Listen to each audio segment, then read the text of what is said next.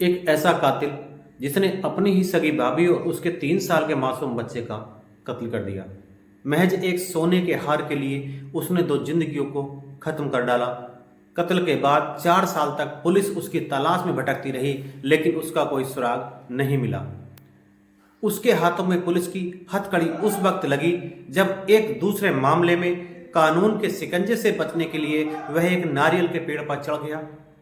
आखिर कौन था ये कातिल और क्या थी कत्ल की पूरी कहानी, मैं आपको बताता हूं। नमस्कार, आप देख रहे हैं समर इंडिया और मैं हूं आपके साथ अमन सिद्धू।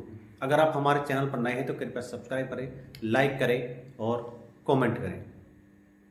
कर्नाटक में दक्षिण कन्नड़ जिले का सिरीबागुला गांव, यहां 23 वर्षीय सौम्या नाम की महिला और उसके 3 साल के बेटे जिसका नाम जिष्णु की लाश अंदर कमरे में मिली। सूचना पाकर पुलिस मौके पर पहुंचती है और जब तफ्तीश हुई तो पता चला कि सौम्या का सोने का हार गायब है। पड़ोसियों ने पुलिस को बताया कि उन्होंने सौम्या के देवर जयेश उर्फ साकिर को घर से बाहर निकलते हुए देखा था। पड़ोसियों के बयान और घर के अंदर के हालात इशारा कर रहे थे कि जयेश ने ही अपनी भाभी का कत्ल किया है। कत्ल के बाद उसने सौम्या का जो सोने का हार था उसके गले में उसको चुरा लिया है। इंडियन एक्सप्रेस की रिपोर्ट के मुताबिक जयेश इस परिवार का वो सदस्य था जिसने 17 साल की उम्र में इस्लाम धर्म अपनाकर अपना नाम शाकिर रख लिया था।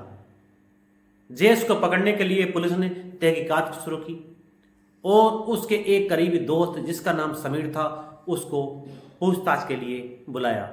समीर ने बताया कि जयेश ने उसे एक सोने का हार बेचने के लिए कहा था। इसके बाद समीर की मां रुकिया बानो ने हार बेचने में मदद की, लेकिन उन्हें नहीं पता था कि यह हार चोरी का है।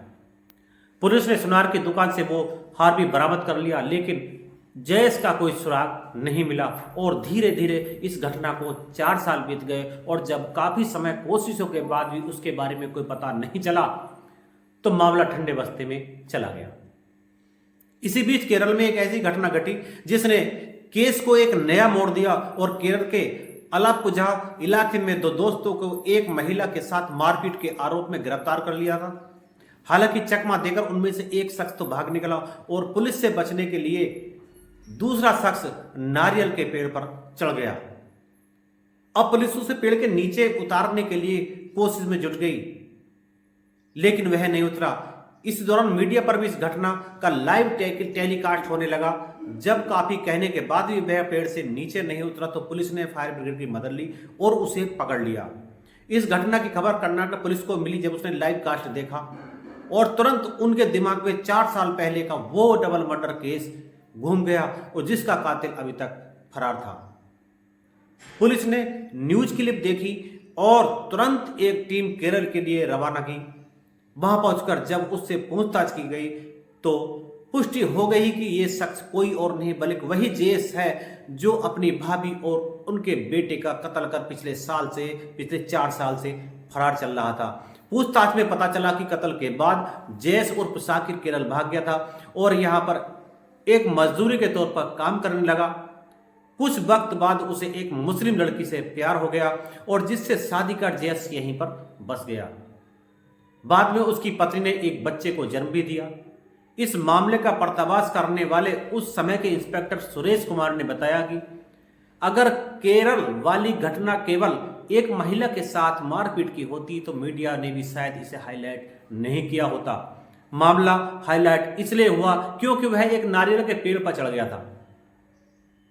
अगर जयेश पेड़ पर न चढ़ता तो शायद उसकी गिरफ्तारी कभी नहीं हो पाती। पुलिस ने जब उससे सौम्या के कत्ल की वजह पूछी तो उसने बताया कि उसे पैसों की सख्त जरूरत थी और इसलिए उसने अपनी भाभी के सोने का हार लूटने और उसे अपनी भाभी का कत्ल करने की योजना बनाई।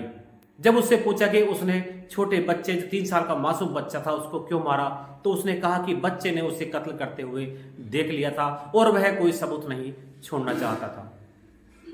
मामले में पुत्तूर ग्रामीण पुलिस ने 15 सबूतों और 27 लोगों के बयान वाली चार्जशीट फाइल की और कोर्ट ने सुनवाई करते हुए जयेश को मौत की सजा सुनाई।